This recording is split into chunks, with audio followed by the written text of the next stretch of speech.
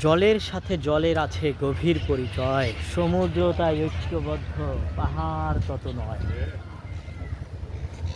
আসলে আজকের এই রৌদ্রোজ্জ্বল সমুদ্রের পাড়ে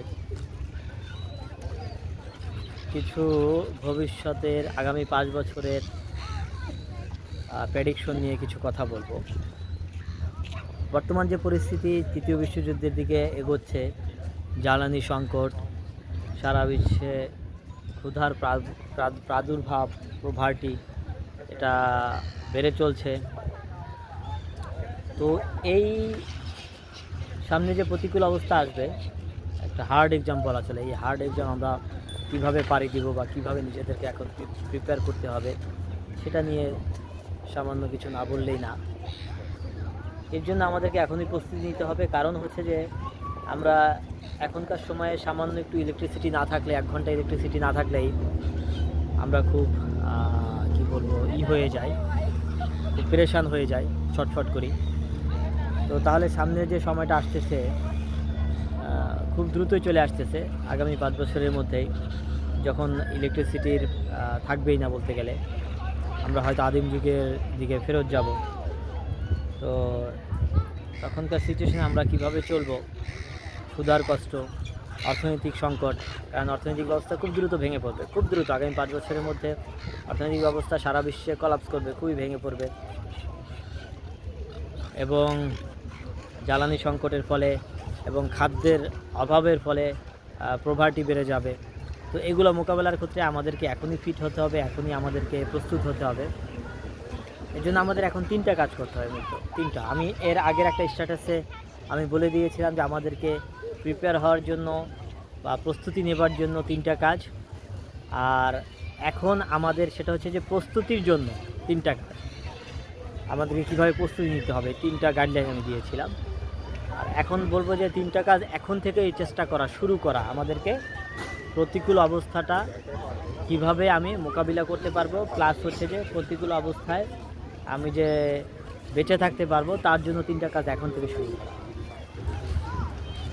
সেটা হচ্ছে যে নাম্বার 1, আমাদেরকে নগদ ক্যাশ ব্যবস্থা, যেমন এই যে উন্নত বিশ্বে, এটা অস্ট্রেলিয়ার মেলবোর্নের মেলটন বিচ, তো আমি ইউএসএতে ছিলাম, কানাডাতে ছিলাম, বিশ্বের 60টা দেশে ছিলাম। ম্যাক্সিমাম ডেভেলপড কান্ট্রিতে, ফার্স্ট ওয়ার্ল্ড কান্ট্রিতে ফিজিক্যাল মানি, হার্ড মানি, ক্যাশ মানি ব্যবহার করার প্রচলন নাই বললেই চলে। 99.99% হচ্ছে যে মানি আমরা ব্যবহার করি কার্ডের মাধ্যমে, ATM card, debit card, credit card, সেটার মাধ্যমে। অর্থাৎ টাকা চোখেই দেখা যায় না। হয়তো কিছুদিন পর ভুলেই যাবে এইসব দেশের মানুষজন যে টাকা জিনিসটা কী, তারা ওই কার্ডটাকেই চিনবে। এই ব্যবস্থা থেকে বেরিয়ে আসা, এখান থেকে বেরিয়ে এসে ফিজিক্যাল মানি ব্যবহার করতে হবে, মুদ্রা ব্যবস্থা চালু করা, ফিজিক্যাল মানি ব্যবহার করা, যতটা সম্ভব কার্ড থেকে এড়িয়ে চলা, ক্রেডিট কার্ডকে না বলা, ক্রেডিট কার্ডটা থেকে বেরিয়ে আসা। আমি না পারলে ক্রেডিট কার্ড নিবই না, ক্রেডিট কার্ডের কোনো দরকার নেই। হ্যাঁ, ক্রেডিট কার্ড যে আমাকে লোন দিচ্ছে, এই লোনের পিছনে বিশাল, আমি ওইদিকে না গেলাম, এই যে আমাদেরকে লোন দিচ্ছে, এই যে ওয়েস্টার্ন ফাইন্যান্সিয়াল যে এদের চিন্তাধারা, এই ওয়েস্টার্ন কালচার, এটা যে ঢুকতেছে, এটাতে আমাদেরকে ডে বাই ডে আমাদেরকে তাদের প্রতি মুখাপেক্ষি করে ফেলতেছে, তাওকুল করে ফেলতেছে। আমরা চলতেই পারতেছি না কোনো দেশে গেলে। আমার এখন পর্যন্ত কোনো ক্রেডিট কার্ড নেই, আলহামদুলিল্লাহ, কোনো ক্রেডিট কার্ড নেই। আমার খুব প্রয়োজনে হচ্ছে যে আমি আমার ব্যাংকিং ব্যবস্থার ক্ষেত্রে এইসব দেশে যেহেতু জব করতেছে আসি, এই জন্য হচ্ছে যে আমার কার্ড আমি ইউজ করি। বাট আমি তারপরও যেখানে ফিজিক্যাল নোট বাজার টাজার করার ক্ষেত্রে, সেখানে আমি হার্ড মানি কার্ড থেকে তুলে হার্ড মানি নিয়েই খরচ করার চেষ্টা করি। তো হার্ড মানি খরচ করা, ক্যাশ খরচ করার চেষ্টা করা এখন থেকে।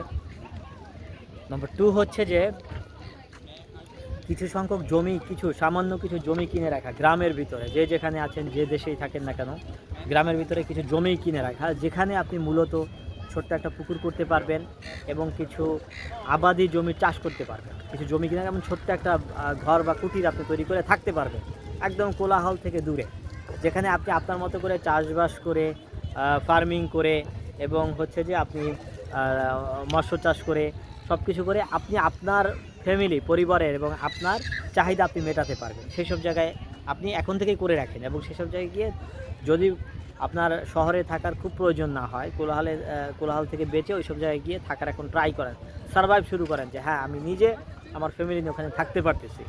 এটা হচ্ছে নম্বর 2। নম্বর 3 যেটা, সেটা হচ্ছে যে এই যে ইলেকট্রিসিটি, আমরা যে পূর্বে আমাদের খেলা ছিল, আমরা ছোটো সময় আমার খেলা আছে, ছোটো সময় গ্রামে আমরা হারিকেন জ্বালাতাম। তো সেখানে কিন্তু ফুয়েল দরকার ছিল।